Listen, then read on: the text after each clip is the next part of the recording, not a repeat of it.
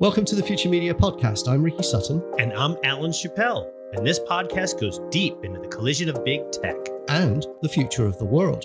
We explore how companies like Google, Meta, and Apple are impacting each of our lives. I'm an investigative journalist. I'm a privacy lawyer. And every week we speak with experts to bring the unreported details into the light.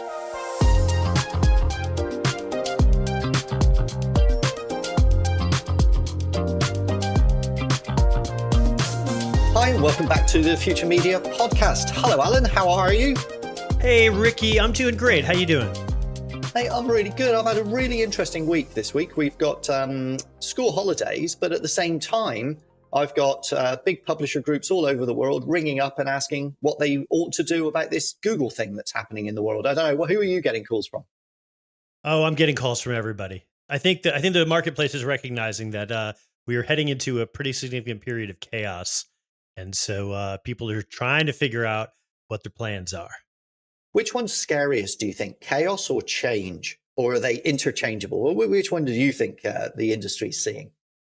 I think they're seeing chaos. I think change implies that there's something that they know that's coming. And right now, I don't know that anybody really knows what's coming.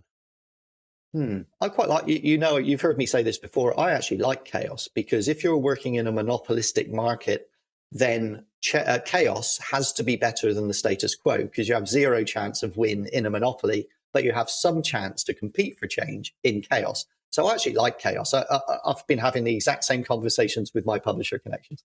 So that's a good segue to our guest today, Alan. So we are joined by another big brain from the mix of this big future that's changing. We're joined today by Shoshana Wadinsky. Hello, how are you today?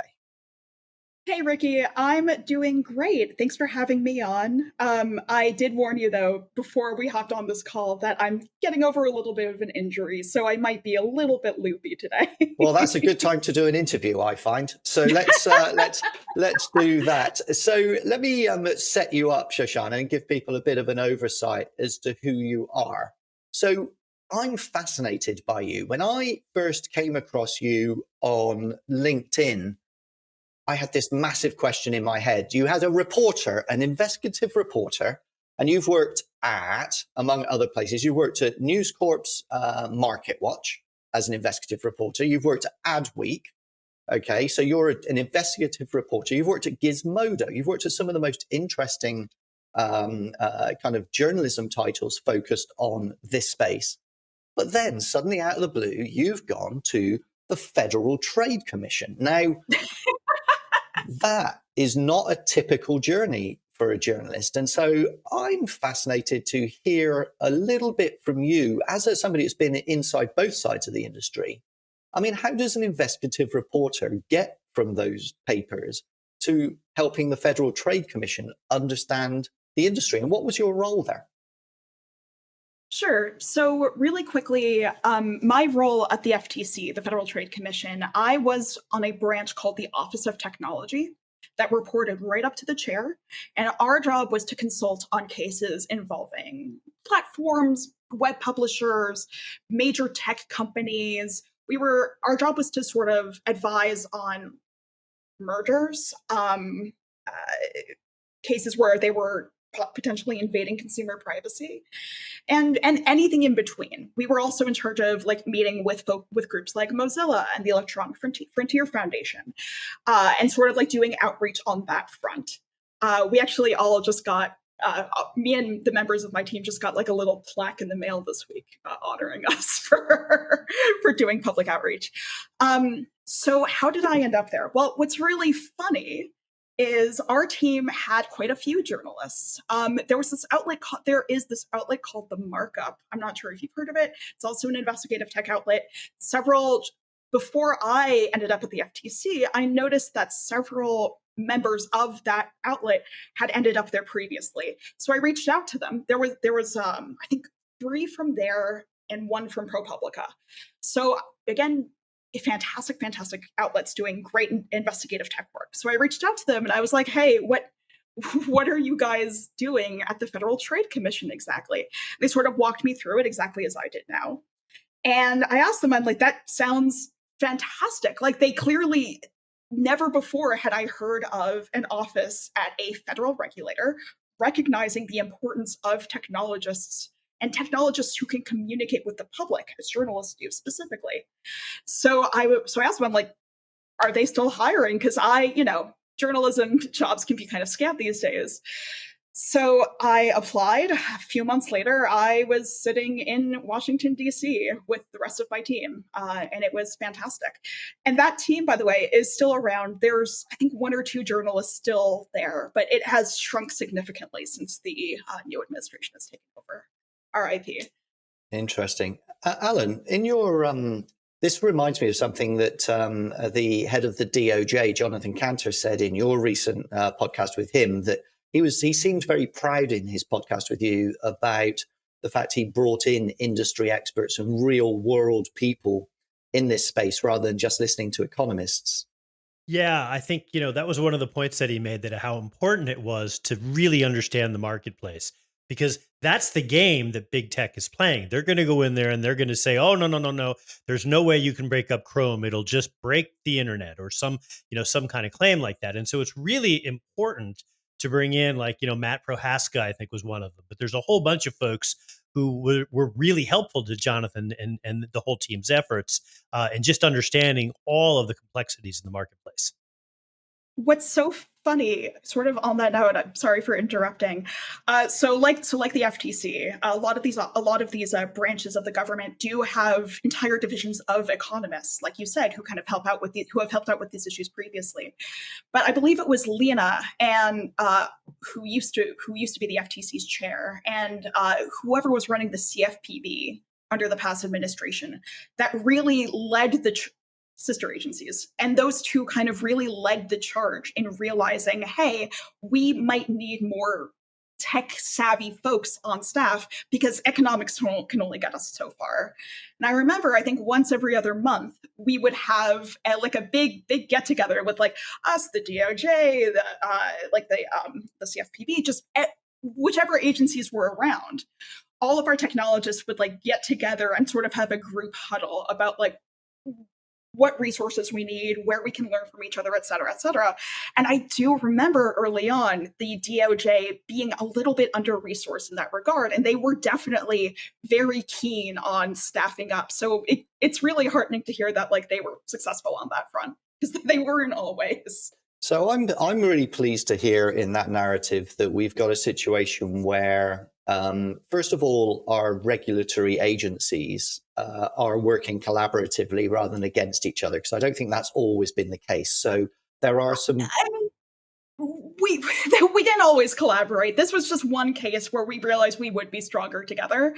But I think if you look at like the DOJ's case against Google, that's a pretty good example of like agencies going head to head, where not everybody was really happy that DOJ got that case. I'll just leave it at that. Is that because of internal competition? Internal competition between agencies? You could say that. I think a lot of it is also resources. So I do remember that the DOJ famously had certain resources, like for like staff, that the FTC did not.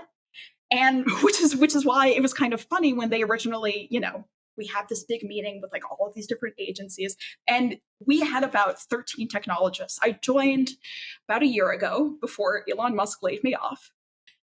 So it was like June 2024. We had about 12 to 13 technologists. And I remember DOJ stepping up, and I believe they had one. So the question there was like, well, what are they doing incorrectly? Like they have like so much more manpower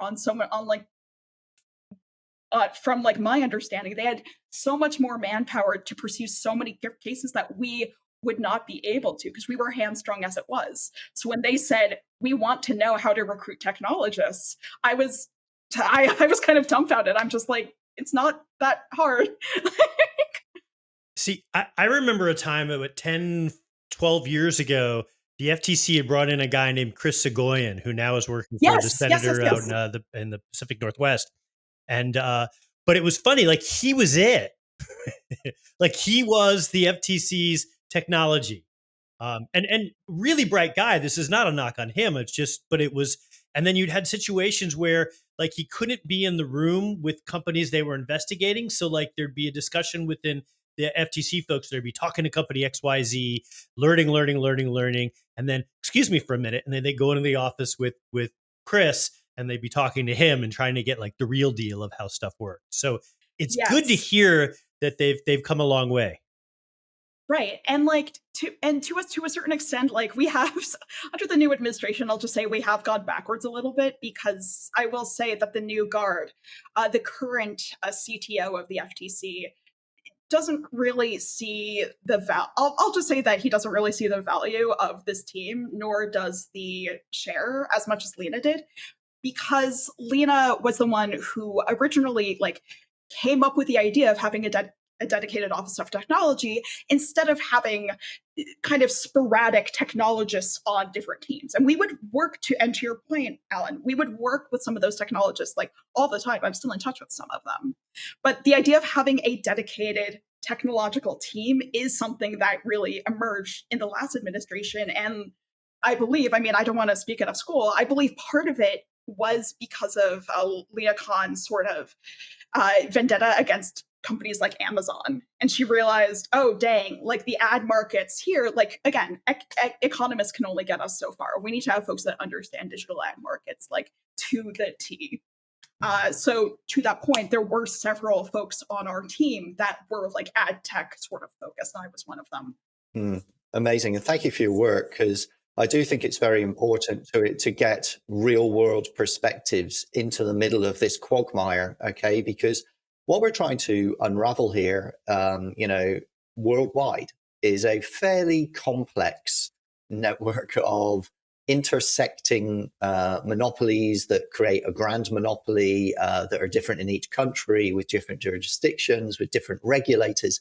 What I find really interesting, Alan, I'm interested in your view on this.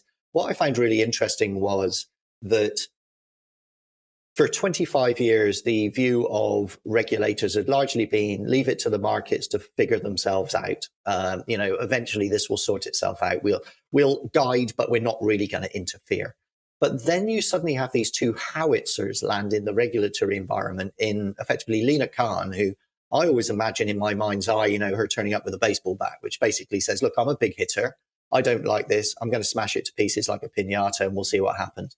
That was fascinating. But then you've got Jonathan Cantor, who's a much more quiet, but equally determined individual that also wants to reset the entire playing field and say, this isn't fair. In a real world perspective, this is desperately not unfair to everybody else in the market. But to economists, this looks like fantastic free market success. So these two kind of come in and just go, just no, we're changing it, and somehow manage to unwrite that 25 years. Do you think that's a fair description, Alan? I would. I might add that it's probably not just 25 years. It's closer to 50 years. The train went off the trolley during the Reagan years, or at least during the very end of the Carter years, as Reagan was coming on, where they really merged into a much more laissez-faire model, both on antitrust and on privacy. And the privacy side of it has actually been a bit under discussed. I know Lena Khan has a paper out with Sam Levine and one other co-author, basically making the case that the same forces that strangled antitrust law in the 1980s also strangled a good deal of privacy and consumer protection law. So mad credit to Cantor and Khan for reinvigorating that. And even if their efforts, if their term was shorter than maybe some of us would have liked, hopefully they had loosened the proverbial pickle jar to the point where the next administration won't have to go through quite as many hoops to come after what seems, to me at least, plain-faced problematic behavior. Yeah, that's a $13 trillion pickle jar we're talking about there, right? So there are some problems to solve. Shoshana, tell me, you've worked inside newsrooms, and you've also worked now inside the federal machine, right? So what's the exactly? Well done. And what's the major difference? So, clearly those are two very different worlds. What would you put your finger on to say that's different about them? And is there a way for them to work more closely together, do you think? Oh gosh. Okay. Well, here's the biggest difference because I've thought about this a lot. So, but part of the reason I believe my application for the FTC was somewhat fast tracked was because my work, particularly on the privacy front, I had done so many investigations into sort of ad networks and like data brokerages, how they were showing how they worked, and sort of walking through it with the purpose of getting regulators to read it. When I joined the FTC, I was very pleased to hear that a lot of them already knew my name. I'm like, yes, it worked. But the thing is, when I was writing, say, when I was a journalist, one of the first pieces that I wrote back in 2020 was this piece about this company called GoodRx, which was an app that helped folks like me, for example, get cheaper access to medication. It allowed us to kind of like, even if we didn't have insurance, it gave us essentially coupons. After doing a little bit of poking around on the back end of that, I realized that some of the information that we gave to the app for coupon purposes was also being shared with like ad tech platforms. And, that's the nature of the beast. I wish it was a little bit more transparent. I was able to find that fact and take it to the public and say, this is wrong. We should maybe tweak this practice a little bit within about 2 weeks.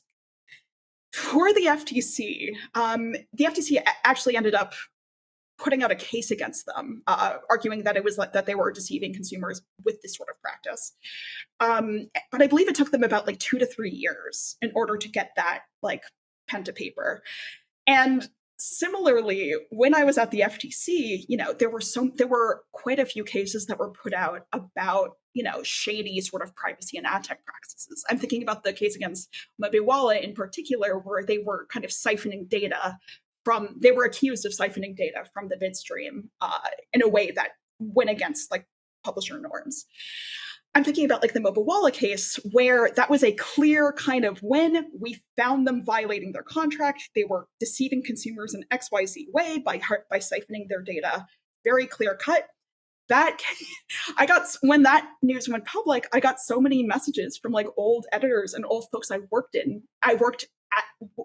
worked with within newsrooms.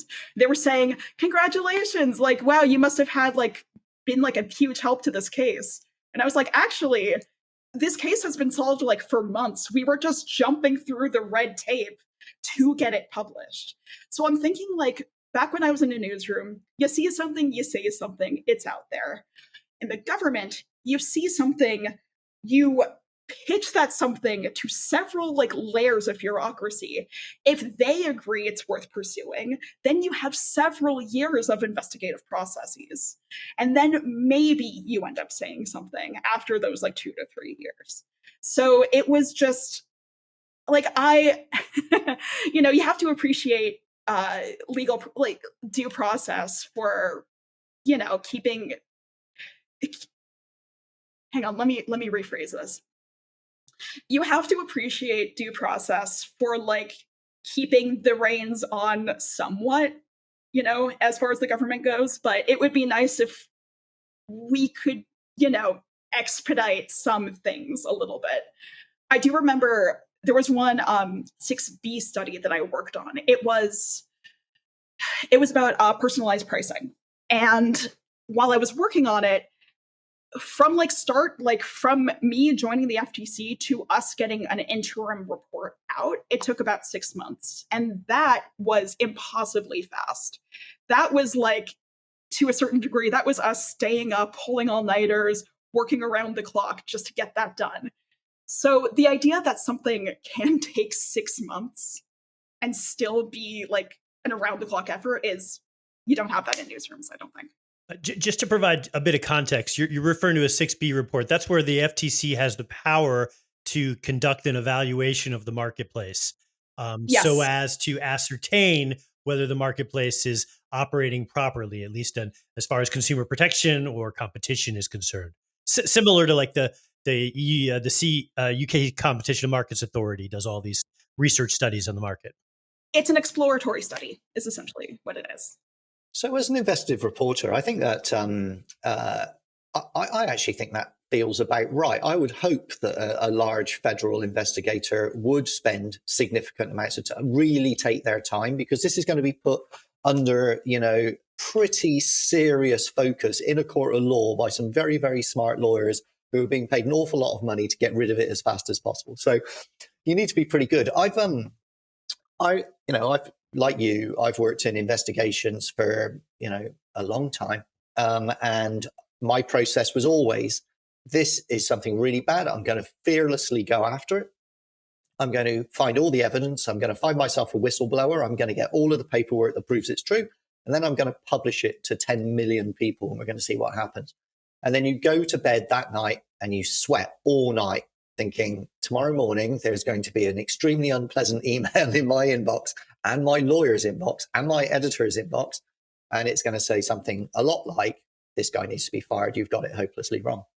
And so obviously, as a journalist, you have to get it right. One of the, and so the fact that journalists do the majority of this kind of bread and butter investigation, okay, feels like part of the ecosystem that we need to support. You definitely want the government to step in when really bad things happen, like, total market monopolies like we're fighting at the moment. Publishers can't overtake that. That requires government and law. Mm-hmm. But it is our job to break down all those little investigations as well. So the idea that you'd bring kind of the little muscles to join the big muscle feels like a great outcome to me.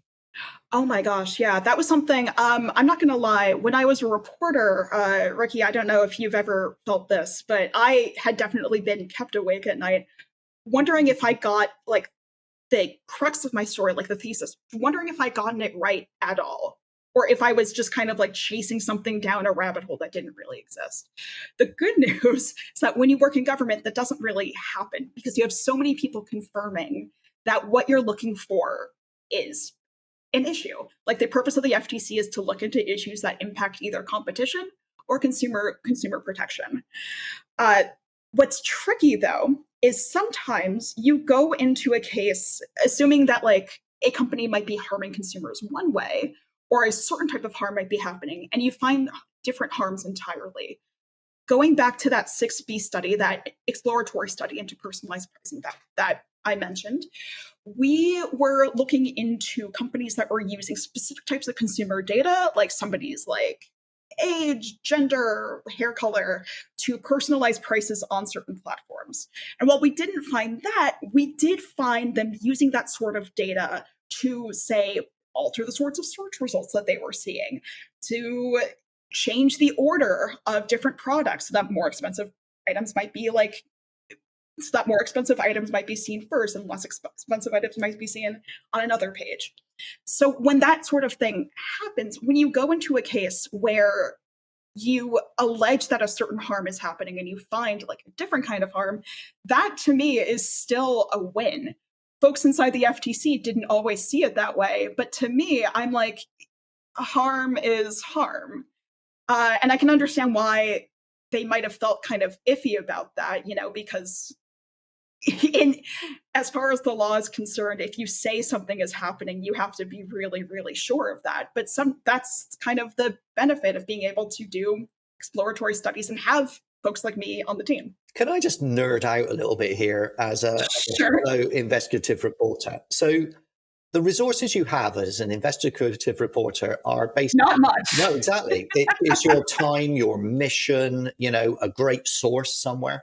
You have to go and find it. It feels to me like it must be an absolute dream if you're an investigator inside the federal system, because you have incredible ability to go, hey, that stuff over there, I need you to give it to me, please. And here's a court order to give it to me.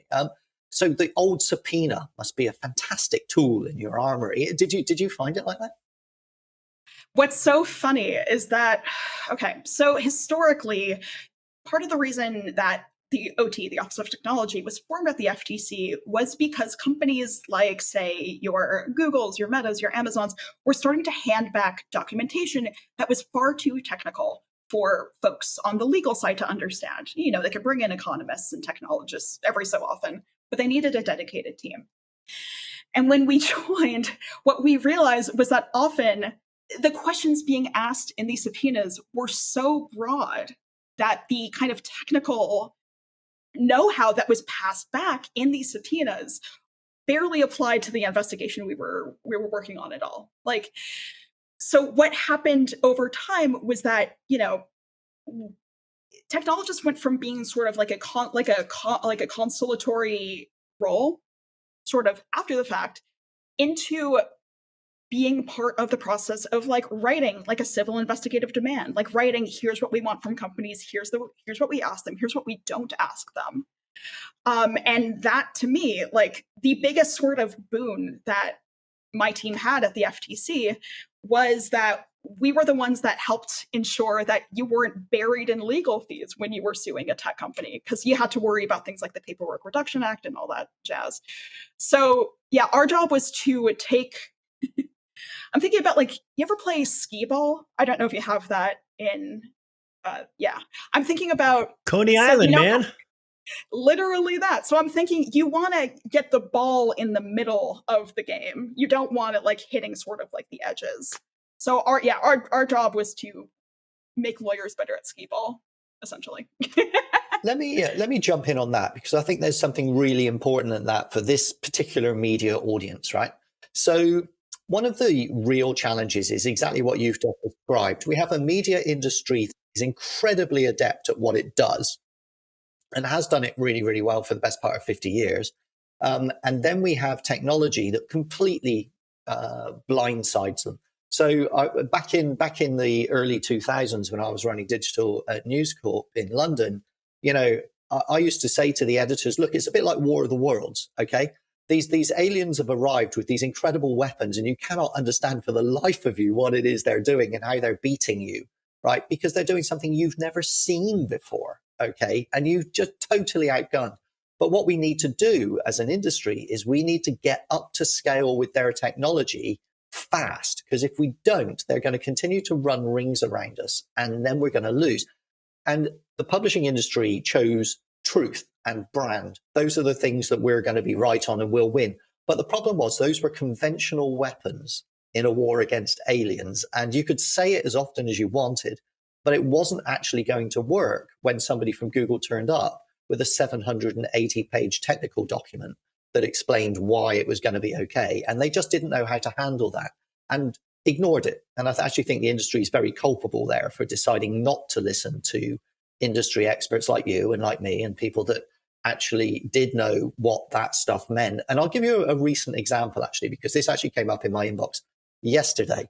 So there's a group of UK publishers that I know very well who have managed to get a European court case up and running against AI Overviews, the AI generated answers engine on Google.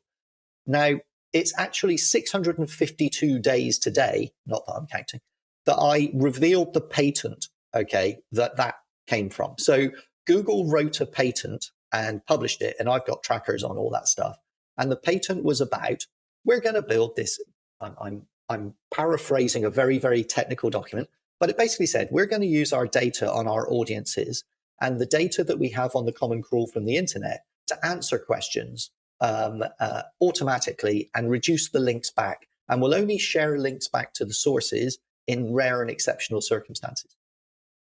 And I immediately said, well, hang on a minute. Google's pivoting from being a search engine to being a publisher. Okay, that's a real problem. That's going to massively impact traffic. And so I turned a complicated document into a simple explanation of what was going to happen. And I went back to it yesterday because when I saw that court case in the UK, I was like, I wonder what happened here.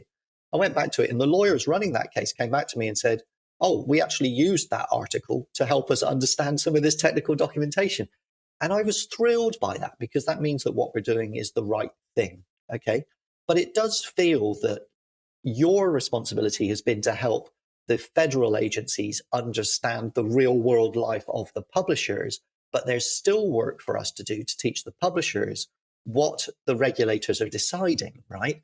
Because the big tech guys are going to try and befuddle you with science until you just go quiet. Yeah, they'll try to shock and dazzle you with 800 pages of technical docs when you file a request for information. But look, well, actually, Alan, I'm kind of curious for your take here, since you've been closer to sort of the monetization side than I have for a while.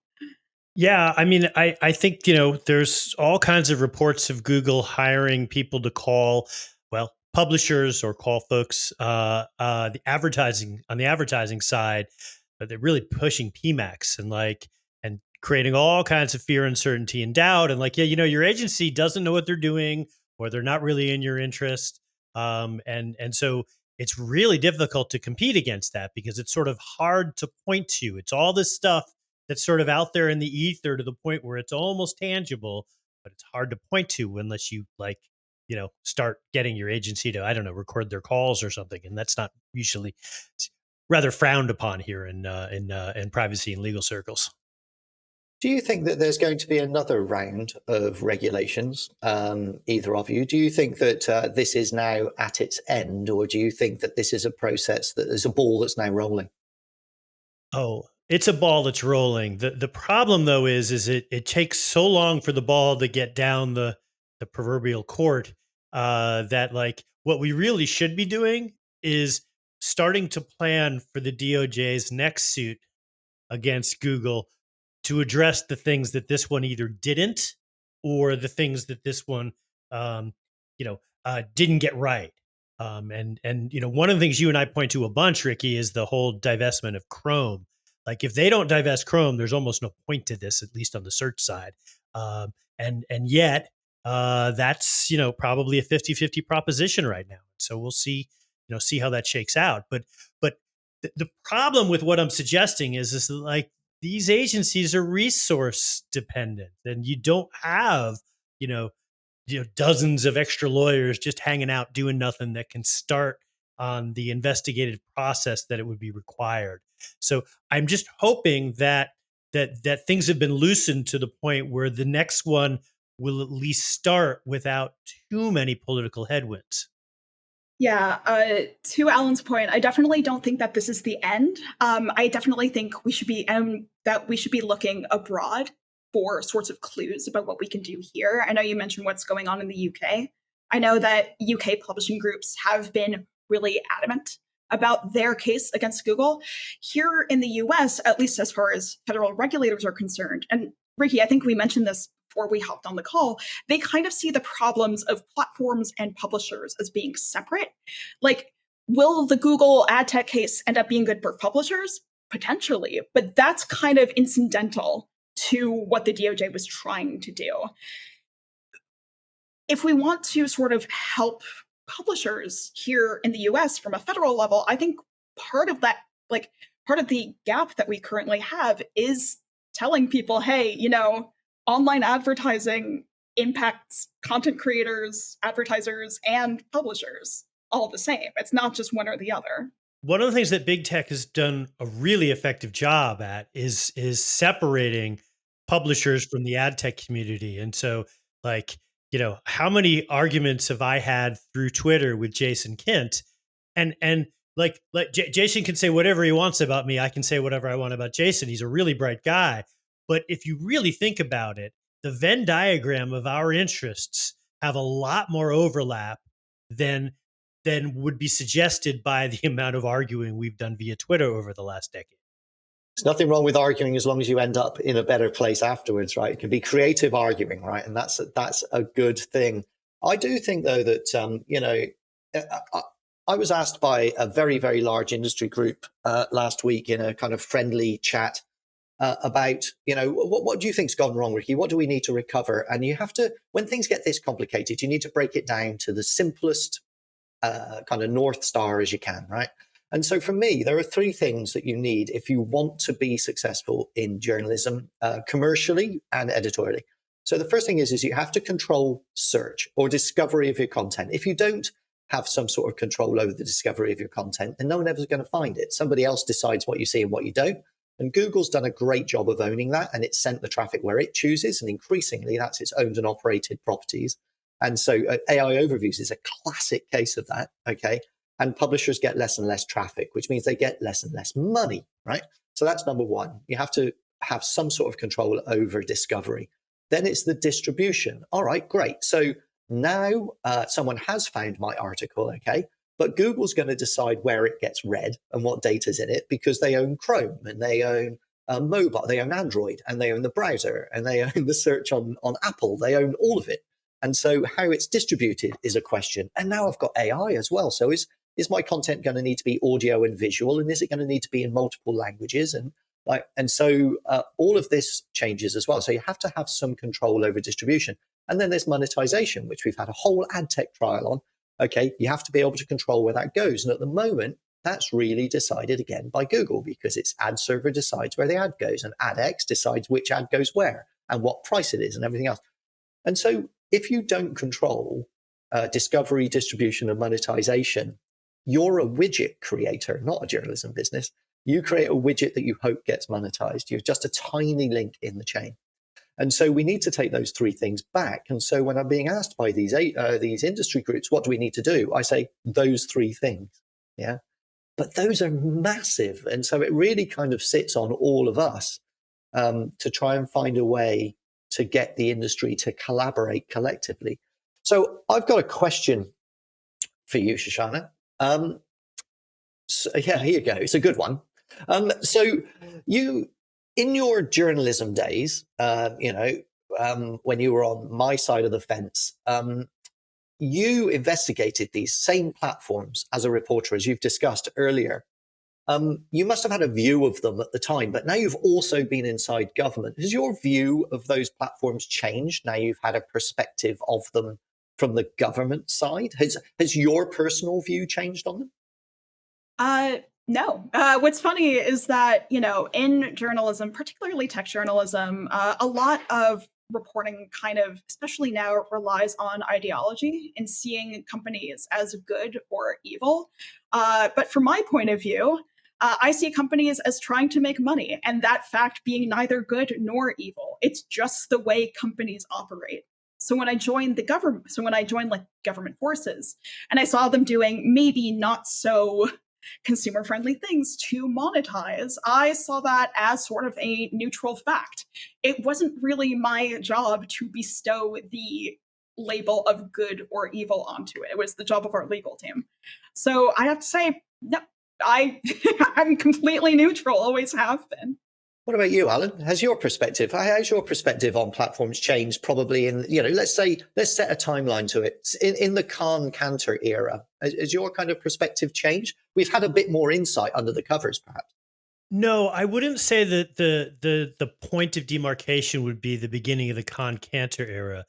For me, I think the point was closer to 2012, 2013, because up until at least 2008, the vibe, and this sounds really squishy, but I'm going to go with it anyway. The vibe was that big tech were on our side. They were clearly supporting the Obamas, and there was sort of a feeling like we were pushing through a sea change where tech, the internet, all this freedom was forcing out those horrible oil people from the previous administration.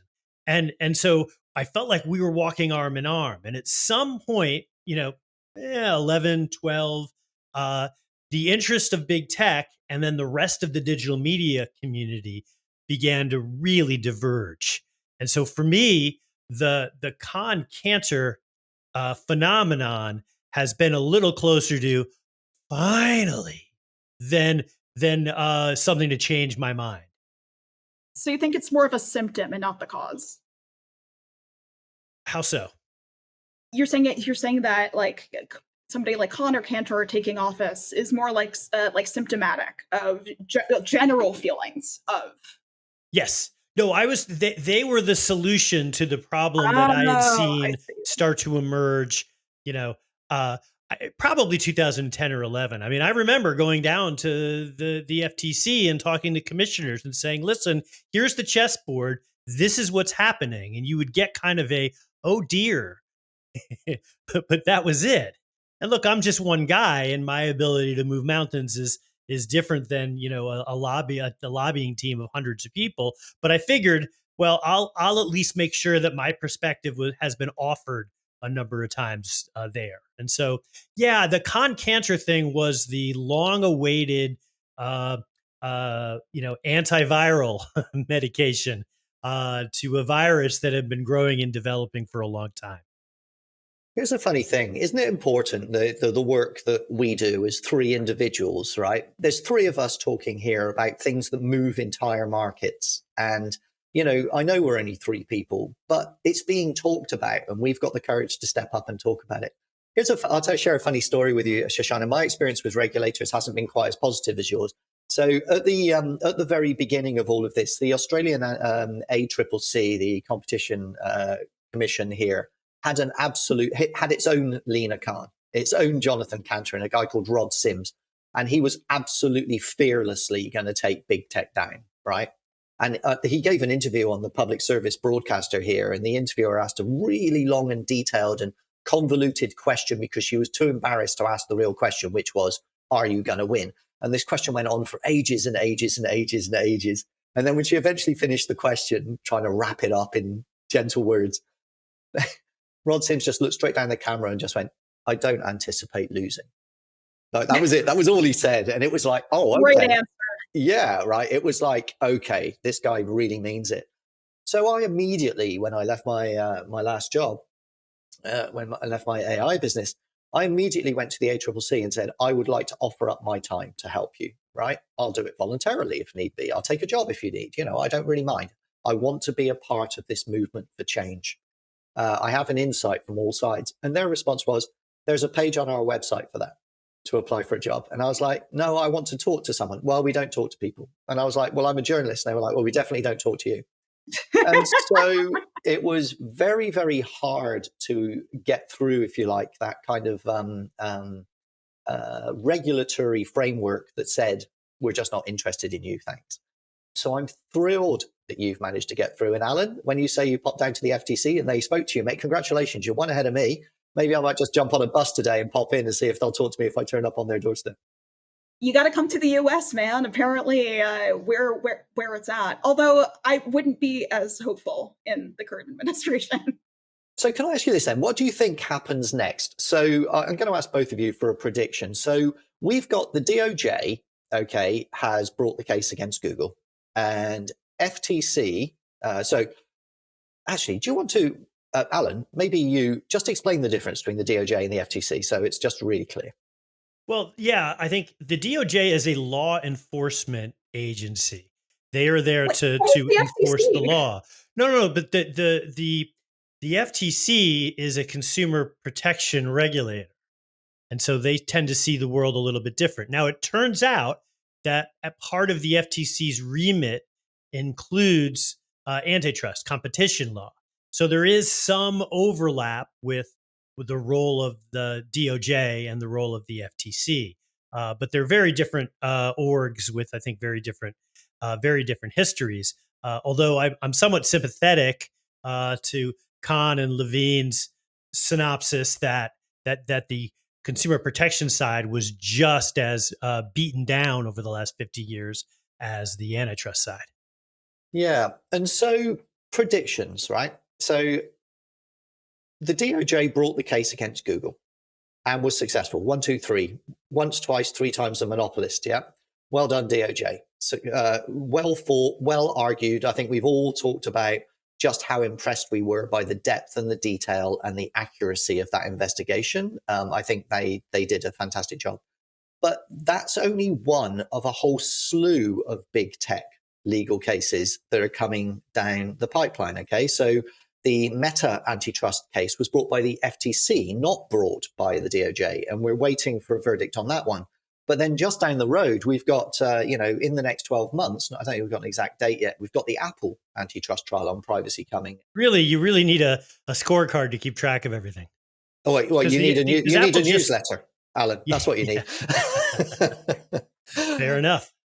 Yeah, so then you've got Amazon coming after that. Okay, then you've got Microsoft coming after that. And so if you look at those 5 companies, we haven't got NVIDIA in the mix yet, but everybody else really at the top of the S&P index is now facing antitrust action by either the FTC or the DOJ. So my question to you is this, and it's a big one. It's a $13 trillion question. Let me ask you first, Shoshana, you're on the hook. Yeah. All right. So do you think that they all go to trial? Do you think they still continue and proceed to trial? Let's ask that first. Yeah. I mean, it depends. Like, what sort of timeline are you looking at? Because these companies love to delay and stall in order to keep their business, like in order to keep doing the profitable, not so nice thing as long as they can. So do I see these all going to trial? Yeah, I actually do eventually. But will it happen, like, say, within the next 3 to 4 years? I'm not 100% sure. Yeah, it takes forever to get these things. Even the DOJ just won a motion to dismiss. Apple tried to dismiss the initial complaint. So that's great news if you're the DOJ. But there's going to be an appeal to that. And so the chances of getting this, the optimistic view would say that the trial will start in 2026. Decent chance it falls to 2027. And so that's the start of the trial. And then let's say that it's 2027 and the whole thing is concluded with a verdict or a decision at the end of 2027. But then you still have appeals from there. And that's where the sausage making process that is competition and antitrust law is it's just a long process. So we were talking with the guys running the cases in Europe. And very much the view of the European authorities, Alan, you and I have spoken about this a lot, is that they've passed their laws in Europe to bypass a lot of this delay and obfuscation that occurs with the US regulatory scene. So they've passed the law, and the assumption is, by designating these tech companies as gatekeepers, the assumption is we already know it's a monopolist. We're just prosecuting on this particular topic. So it's like you've done the 60% of the hard work up front is just locked in. So we accept that this is true because now we're moving on to the next bit. Can America ever do anything like that? Or is the process there just so locked in stone it can't move? Well, Senator Klobuchar and a couple of others had at least floated and made some progress on some laws that they're not quite like the Digital Markets Act of the EU, but they're at least in the ballpark where they're getting at some of the issues caused by big tech. The US did a fairly decent job, historically speaking, at treating telcos and ISPs a little differently. Unfortunately, and again, this gets back to my whole we were in lockstep with big tech. There was this sort of sense of like the ISPs were the enemy. They're different. They're subject to a consent standard. And nobody was paying attention to what the edge providers were doing. And so we now have a situation where the edge providers are doing every single thing that people were complaining about the ISPs and the telcos doing. It's all about network effect. So look, there is a legitimate debate to be had whether the EU has gotten the Digital Markets Act right, whether every single part of that has been put together thoughtfully. But the one thing they did get right is they've basically said, listen, you are of a certain size, Mr. Apple, Mr. Google, and because of the size and your ability to manipulate the marketplace, we're going to treat you as being subject to additional scrutiny. And that, to me, was the genius, maybe a little gangsta move. That not just feel utterly logical, though? I mean, in the real world, doesn't that just make a ton of sense, Shoshana, don't you think? I'm thinking well, here's the thing. So many companies might not have that large of a user base, but can still have an outsized effect on users. I'm thinking here in the US about a company like WhatsApp that is owned by Meta, but isn't really used a lot here in this country, but it still has a ton of scrutiny on it. So while I believe that while I do believe that user base is a good metric to kind of base a lot of this on, I do think that we have to look at societal impacts along with that. And I don't know who gets to make that decision. I don't know I don't know if we can. So, I mean, until we figure out something better, yeah, I think what Alan is talking about is the logical and correct way to go about it. Well, and that's the good news with respect to what's going on in Europe. The bad news is that even the DMA is subject to kind of the unique European bureaucratic approach where a lot of the decisions they're making, I don't know if the EU Commission thinks are self-explanatory or self-evident, but there's a lot of logic behind decisions that I sort of agree with, but then you get their explanations and you go, well, wait a minute, that doesn't make any sense. And so that's an endemic problem within Europe. And adding to that, we have the problem where the US has started to conflate EU regulation with tariff discussions. That's going to be a lot of fun because that has the potential to sort of, completely blow up everything that Europe is trying to do in this area. I'm not gonna lie, since like news about tariffs has kind of sort of hit the wall, I have been tuning out a lot of news about European tech regulation just because I figure that, anything that's happening like consecutively with news about tariffs, it's not going to stick here in the US, at least not as well, especially because tech companies can make an argument, a pro or anti-tariff argument, as long as that's sort of in the zeitgeist. Shoshana, at some point, I would love to hear your thoughts. When you talk about algorithmic price discrimination, have you seen what's going on in New York State, where a lot of the work that I think you had something to do with at the FTC has sort of been copied and pasted, talk about journalism, into a new law from New York State, which is creating all kinds of regulations around algorithmic price discrimination. There's already a suit from the NRF challenging this law. And so to the larger point of, will Lida Khan's work and ongoing legacy survive? And well, it sounds like New York State has given it a go. Yeah, I mean, this isn't just about Lina Khan's work. I think a lot of the sort of, like when I was at the FTC, we were all aware, everyone on this like very small Office of Technology team. We were about 13 in a agency with thousands of people. But we were aware that every move that we made could impact tech regulation, like for ourselves, for the rest of our lives, for our children, for the rest of whatever history there is. And I believe that to that point, like it wasn't just about what we were doing, but the impact we were having on a state level. I know that you mentioned New York, but when I was at the FTC, I had regular conversations about ad tech and privacy with several like state AGs offices because they were realizing like, hey, the FTC might be taking like half a step there, but we can turn that into a whole step or two steps in the right direction.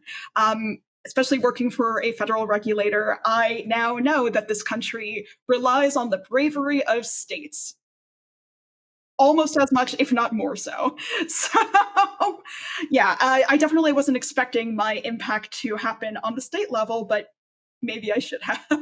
So I'm having a crash course in understanding the way that American regulatory politics works. It's quite interesting. But so if I'll tell you where I think it lands for me. Again, the complexity becoming simple is that in the Google antitrust trial on search, the case was fought by the DOJ, but Colombia was the lead state that was making the argument. And when it came to setting up the technical committee to decide how Google's going to be broken up, the court or the DOJ has requested via the remedies phase to the judge that this technical committee has 3 members, okay? And 1 member is from the government, 1 member is from the state of Colombia, and the 3rd member is for Google, but not a Google employee. So Google gets to choose them. And then those 3 choose the other 2. And there are many things that honestly just send shivers down my spine in the beautiful simplicity of the way that the DOJ fought that case. But that technical committee is also pure genius because it takes the courage of the state representing dozens of other states to have a voice alongside the government, which is 2-to-1 with Google, with Google's appointee, with the 2 other people that have got the job of carving it up, okay, appointed by those 2. I think that's so clever and so interesting and so innovative that it creates a market where the solution is created by the people who are impacted most. You've got elected people in there. You've got technical experts in there. You've got the kind of the party that's been prosecuted in there. You've got the government in there. It's a really clever thing. So there are great powers in the way that your government works, and your bureaucracy sometimes works, and all power to you, because this was a very interesting experience for me, and I hope it will have good outcomes. Fingers crossed. Fingers crossed, my friend. My final question relates to you're a publisher. Chaos has happened. That's where we started out. Chaos is underway. All right. There's all kinds of distractions going on. We got 700-page technical documents from Google answering easy questions. We've got changes to political environments. We've got pushback from the US on Europe and Europe pushing back on America.